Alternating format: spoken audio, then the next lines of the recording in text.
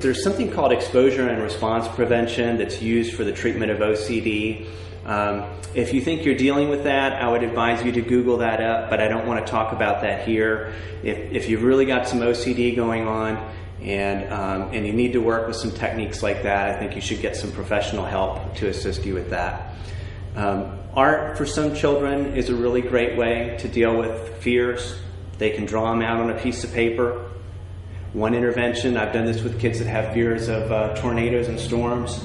I have them draw a picture of the storm, and I have them draw it as scary as they can and use the scariest colors.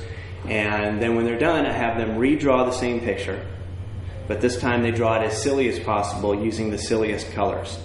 And I know that doesn't sound like much, but I've seen some kids go from being terrified every time there's a storm to not really worried about it anymore just by doing that. Another good idea is to do journaling. Just have the child write down in a journal all their worries. And a really great idea is to schedule a worry time. And they can either journal their worries or they can talk to somebody about those. So what you do is you set a specific time during the day and you say, okay, for this 20 minutes, I want you to really worry. And then during other times of the day, if the child starts to bring you with their fears and make complaints, you can say, right now is not the worry time. We're going to do that from 5 to 5:20 today. So can you save that until then? And then what will usually happen is you get to that time of the day and you say, okay, I want you to really worry and talk about all your worries. And the kid will oftentimes say, well, I don't really want to worry right now. And you can say, oh, okay. Well, go ahead and try it anyway.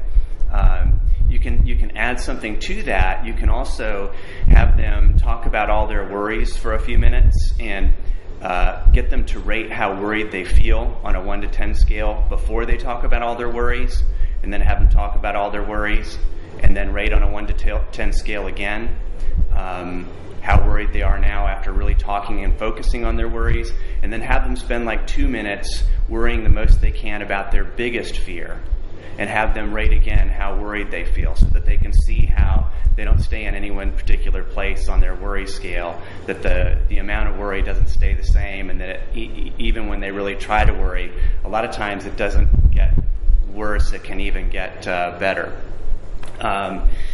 You can also do something called Paradoxical Intention. That's where you expand their worry even more. They say, oh, I don't think I can go to school today. I just can't take it. And you can say, yeah, that's right. The world is really scary out there. Probably if we left in the car, we would just get hit by somebody, or a meteor or part of Skylab would fall on us, and then we'd all be killed. So we really should just stay in bed and not do anything today because it is just way too scary.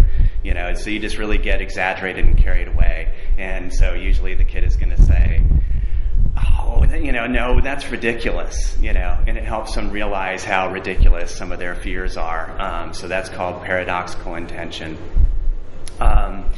Finally, if the worry problem is really interfering with lots of the child's functioning and they're suffering and you're suffering, I would recommend getting some professional help.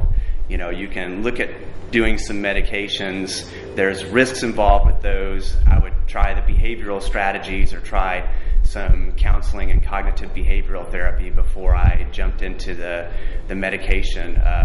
Medicating anxiety disorders is a $61 billion industry in the United States. So there's a lot of channels and a lot of advertising putting into using drugs to treat this problem, but I wouldn't use it as a first defense.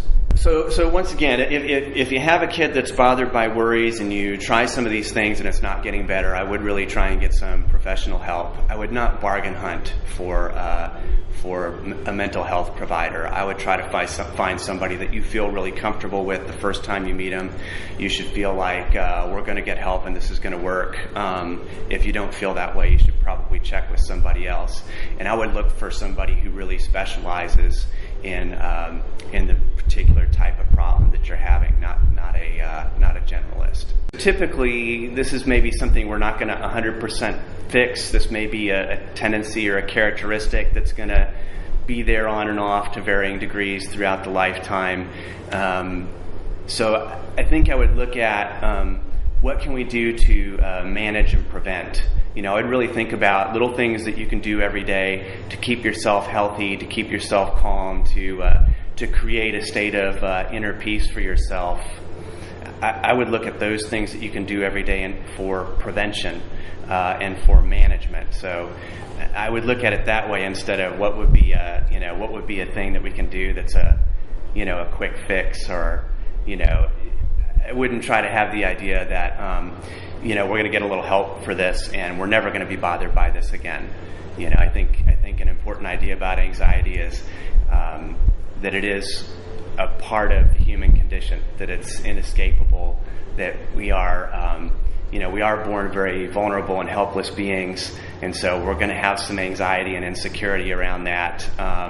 Starting as a child, it's to some degree going to last throughout our lives. It's going to drive us to try to either avoid situations where we might be shown to be inferior or might fail, or we're going to get anxious and try to control those situations so that we do well. And it's not all a bad thing. A little bit of anxiety, a little bit of stress is a good thing. We want a little bit. If you're a little bit stressed about a test, you study harder. If you're a little bit worried about crossing the street because you might get hit by a car, you look both ways and you're careful. So anxiety or stress is something that's part of being a human being. We just want to be able to talk about it. We want good tools to be able to manage that and find some balance in our lives.